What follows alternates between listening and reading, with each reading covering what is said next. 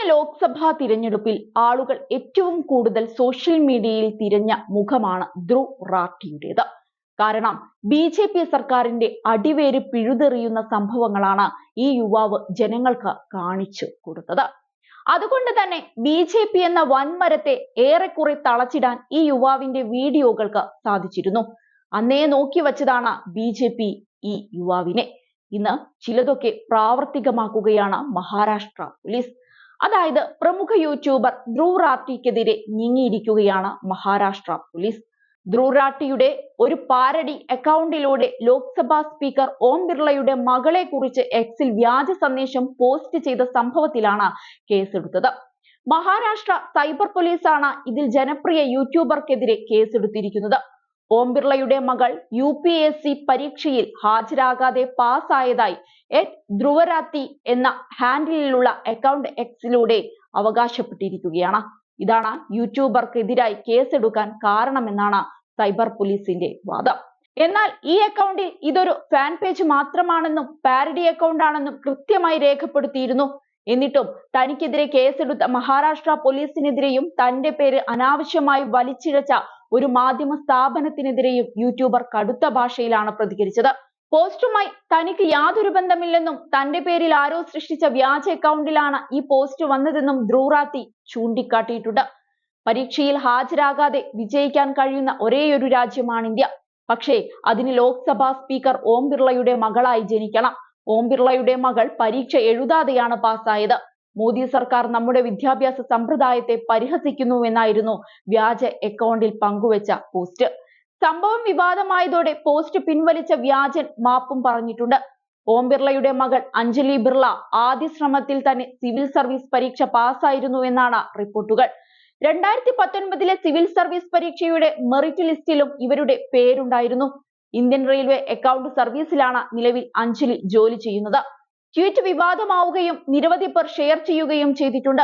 ഓം ബിർളയുടെ ഒരു ബന്ധുവിന്റെ പരാതിയുടെ അടിസ്ഥാനത്തിലാണ് കേസെടുത്തിരിക്കുന്നത്.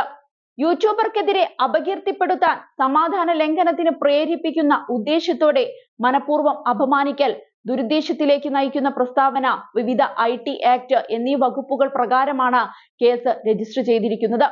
കടുത്ത മോദി വിമർശകനായ ധ്രുവ് റാഠി ബി.ജെ.പിയുടെയും NDA സർക്കാരിന്റെയും കണ്ണിലെ കരടാണ്.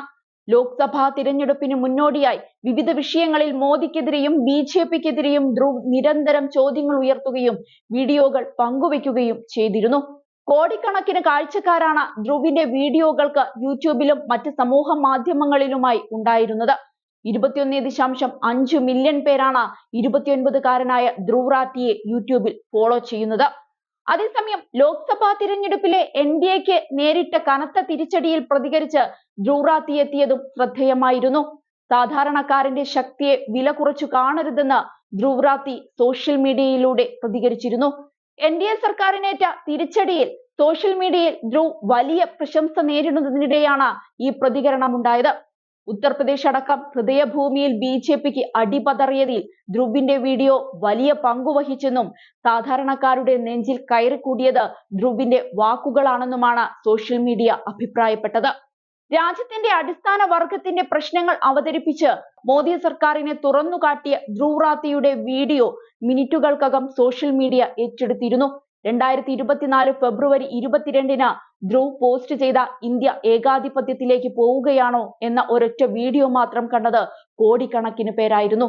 ശേഷം ഇതുവരെയുള്ള തുടർച്ചയായ ദിവസങ്ങളിലെ ട്വിറ്റർ ട്രെൻഡിങ്ങിൽ ഇത് ആദ്യ 10-ൽ ഇടം പിടിച്ചു. ആരോപണ പ്രത്യാരോപണങ്ങളല്ലാതെ കൃത്യമായ വിവരങ്ങൾ പങ്കുവയ്ക്കാൻ ശ്രമിച്ച വിശകലനം ചെയ്യുന്ന രീതിയാണ് ധ്രുവിന്റേത്. മാസത്തിൽ 10-ൽ താഴെ വീഡിയോ മാത്രമാണ് ധ്രുവ് യൂട്യൂബിൽ പോസ്റ്റ് ചെയ്യാറുള്ളത്. എന്നിട്ട് പോലും ഇന്ത്യയുടെ മുഖ്യ വാർത്താ ചാനലുകളേക്കാൾ അധികം ഏകദേശം 20 മില്യൺ സബ്സ്ക്രൈബേഴ്സ് ധ്രുവിനുണ്ട്. കഴിഞ്ഞ വർഷത്തെ ടൈം മാഗസിന്റെ നെക്സ്റ്റ് ജനറേഷൻ ലീഡേഴ്സ് പട്ടികയിൽ ഉൾപ്പെട്ട ഇന്ത്യക്കാരൻ കൂടിയാണ് ധ്രുവ്. മെക്കാനിക്കൽ റിന്യൂവബിൾ എനർജി എഞ്ചിനീയറിംഗിൽ മാസ്റ്റേഴ്സ് ഡിഗ്രിയുള്ള ധ്രുവ് റാഠി ബെർലിനിലാണ് ഇപ്പോൾ താമസം.